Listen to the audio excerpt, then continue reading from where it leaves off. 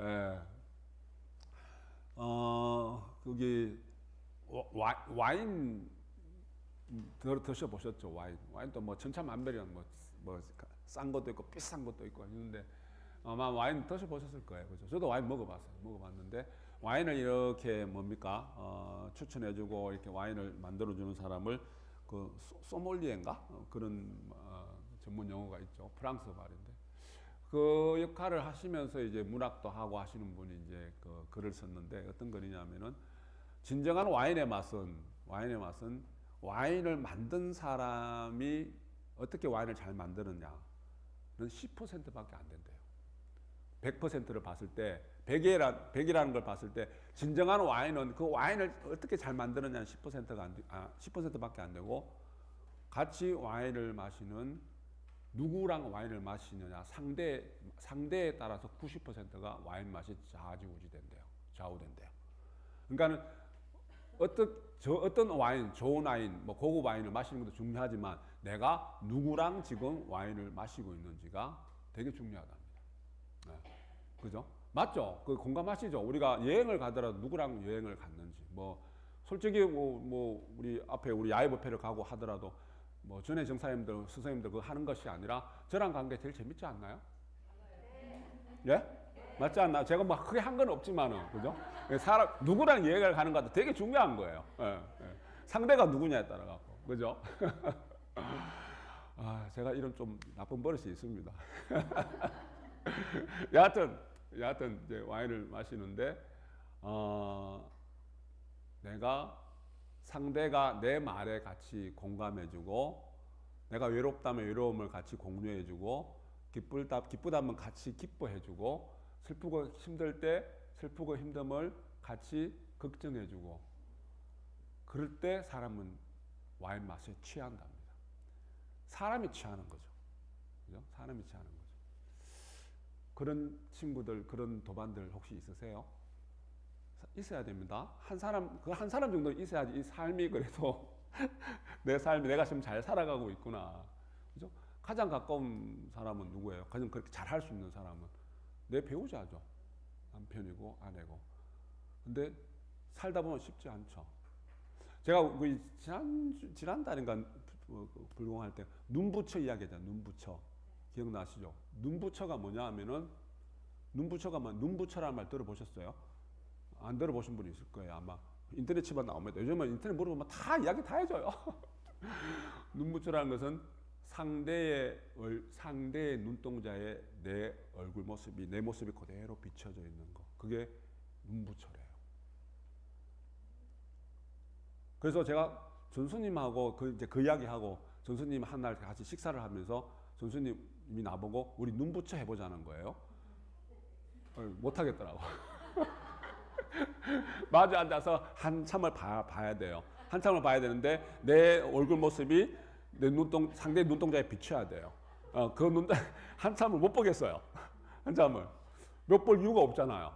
그죠? 그러니까 우리가 대화를 하고 이야기를 하면서 그냥 근성으로 이야기하고 얼굴 쳐다보지도 않고 대답하고 그죠?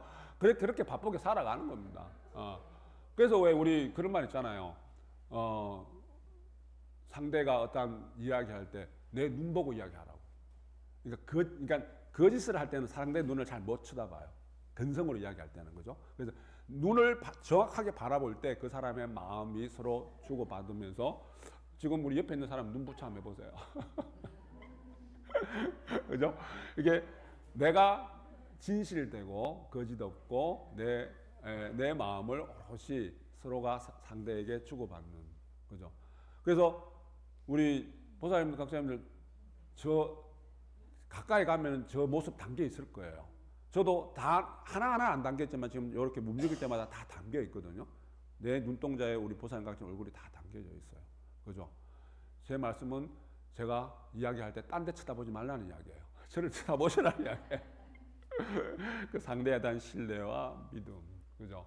그게 아까 말씀드렸다시피 내가 눈부처 할 수 있는 그런 상대가 있다는 것은 상대의 눈동자에 내 얼굴 모습이 오롯이 비춰줄 수 있는 좀 움직이면 안 돼. 내가 움직이도 안 되고 상대가 움직이면 안 됩니다. 그러면서 이게 삶에 살아가는 그런 모습들이 눈부처 할 수 있는 그런 상대가 있느냐 없느냐도 내 삶의 질이 많이 차이가 난다. 그죠?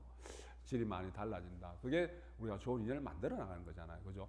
그래서 자세히 바라다 볼 때 허물이 있음에도 불구하고 내가 덮어줄 수 있고 좋은 곳은 더 좋게 우리가 꽃이 피고 열매가 맺을 수 있도록 상대를 격려하고, 그죠? 아까 이야기했다시피 근심 걱정이 있으면 같이 근심 걱정해주고, 기쁜 일이 있을 때 시기 질투하는 것이 아니라 같이 기뻐해주고, 외로울 때 내가 같이 외로움을 나눠주는 그런 상대예요. 그죠? 삶이 얼마나 만나겠습니까? 삶이 만나는 삶이 돼야 된단 말이에요. 그죠? 주변에 우리 좋은 인연들이 많아야 돼요. 그죠? 첫째, 우리 가정에 우리 내 아내부터, 내 남편부터, 우리 아이들과, 우리 어머니 아버지와, 그죠? 가정에서 그러한 눈부처를 할 수 있는, 가정에서 내가 내 마음을 나눌 수 있는 사람이 없다. 우리 사회에서도 쉽지 않습니다. 그래서 사회에서도 그런 인연들을 만들어내기가 쉽지 않아요. 우리 앞에서 내가 제비복 이야기를 하면서, 그러면은 내가 삶업으로 살아오면서 내가 좋지 않은 냄새, 악취가 나는 삶을 살아가고 있는지, 내가 향기 나는 그러한 삶을 살고 있는지, 산미래의 어떤 작품으로 살아가고 있는지. 향이 나면 다 모이죠. 좋아할 수밖에 없어요. 좋은 향이 나면은 모여들 수밖에 없단 말이에요. 꽃을 찾아서 벌이 뭡니까 모여들고, 우리가 봄이면 봄, 여름, 가을 우리가 단풍 구경도 가고, 그 모습이 이쁘고 아름다워서 좋은 향이 있어서 경치가 좋아서 찾아가잖아요. 내가 그러면 어떤 사람인지, 그죠? 어떤 사람인지. 내가 그러한 향을 품고 있는 사람이라면은, 내 삶이 그러하다면은 주변에 좋은 인연들이 모여들 수밖에 없단 말이에요. 그죠? 김장 다 담그셨어요? 네. 김장 담그시면 아시죠? 한 폭이 아니면 반 폭이라도 저희들한테 맛을 보이셔야 돼요. 그건 저희들 그거 모아서 저희들은 김장 안 해요. 그래서 모아갖고 저희들 한겨울 납니다. 근데 제가 말씀을 드리는 것이 재밌어요. 집집마다 김장 맛이 조금씩 다 달라요. 말씀드렸나요? 같은 우리 포항 지역에서, 이쪽 지역에서 담그는 방식이 비슷하잖아요. 그래도 맛이 다릅니다. 그죠? 우리 아직까지 제가 첫 교화지가 전라도 전주였잖아요. 전주에서 보살님 김장 담그면 저한테 보내줘요. 근데 제가 왜 보내주시냐면은, 제가 그게 전라도 김치가 좀 더 특이합니다. 다릅니다. 처음에는 잘 못 먹었는데 익어가니 그게 너무 맛있어요. 생각이 나요. 근데 그런 말씀을 드리니까는 보내주시는 거예요. 그죠? 그 전라도 김치 아직까지 맛보고 있어요. 맛보고 있고. 그리고 뭡니까? 우리 경기도 지방에, 경상도도 대구 지방에, 포항 지방에, 포항에 같이 살면서도 집집마다 맛이 다 달라요. 그게 다를 수밖에 없는 게, 김장을 담그면서 혼자 뭐 힘들게 담근 것도 있지만은 여러 사람들이 모여서 이야기를 담아내고, 그래서 김장이 유네스코의 뭔가 인류 무형 문화재예요. 예. 각가지 가정의 사항들이 다 그 김장에 담깁니다. 음식을 만들 때 기운이 있잖아요. 그죠? 좋은 기운들이 많이 담겨요. 그죠? 그리고 양념이나 이런 것도 마찬가지지만, 같은 양념을 버무려도 누가 음식 하냐에 따라 음식 맛이 달라지듯이 다 담기는 거예요. 그죠? 그리고 이 김치가 우리가 마음공부 차원에서, 제가 마음공부 차원에서 내가 오락산 제비봉을 오르면서 그런 것들을 우리가 당체법으로 내가 보았듯이, 김장을 하면서도 김장이 주는 어떤 그런 여러 가지 우리 생활 속에서 당체법으로 받아들일 수 있는, 마음공부할 수 있는 요소들이 되게 많거든요. 채소는 5번을 죽어야지만은 진짜 김치로 재탄생을 한대요. 김치의 본맛을 낸대요. 왜 5번이나 죽지? 배추가 뭡니까? 밭에서 싹둑 잘릴 때 한 번 죽는데요. 그리고 배추를 반뚝 자를 때 칼질을 또 당하는 거예요. 또 2번 죽는데요. 그리고 배추를 우리가 소금물에 절여야 되잖아요. 절일 때 진짜 또 죽는데요.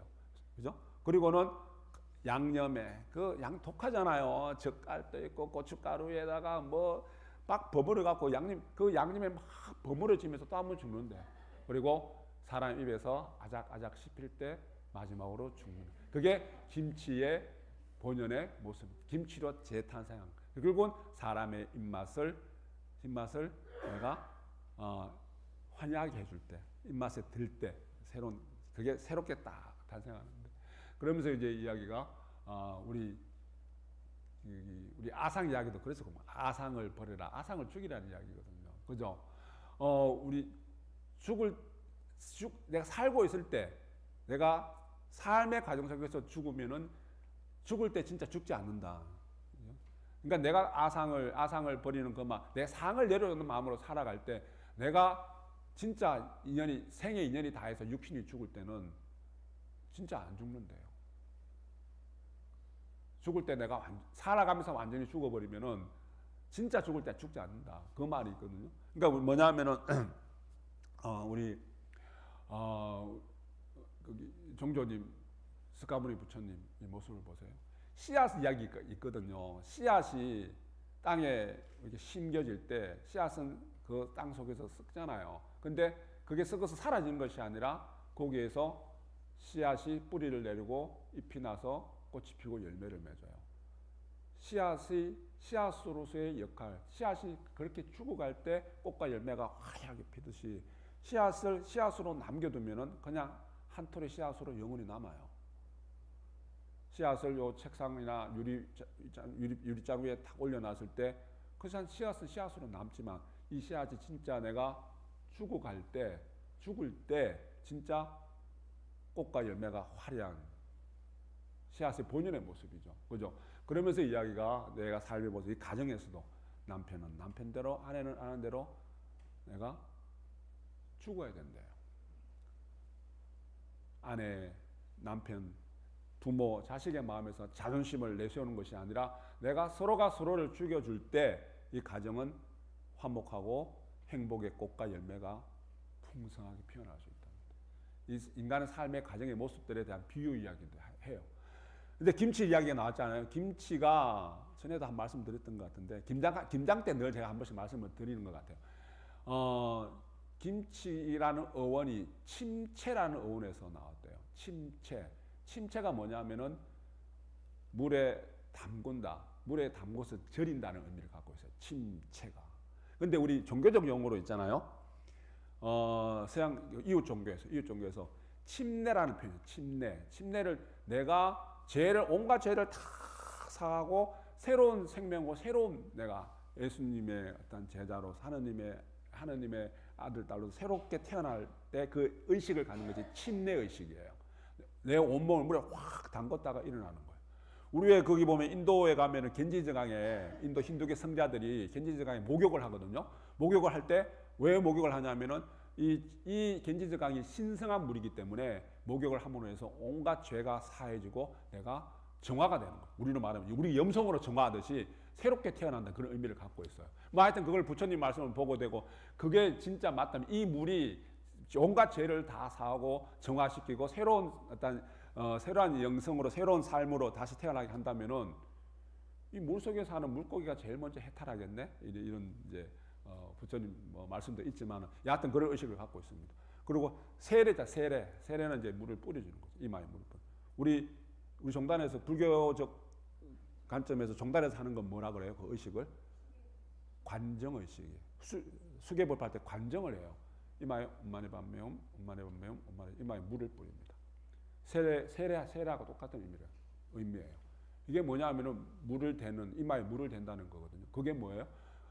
상징적으로 내가 이제 이 의식을 통해서 부처님의 참된 제자로서 중생의 마음으로 살아가다가 이제는 부처님 이름을 받아서 내가 부처님 제자로서 참되게 살아간다. 이 순간부터 내 삶이 바뀐다. 그런 의미를 갖고 있어요.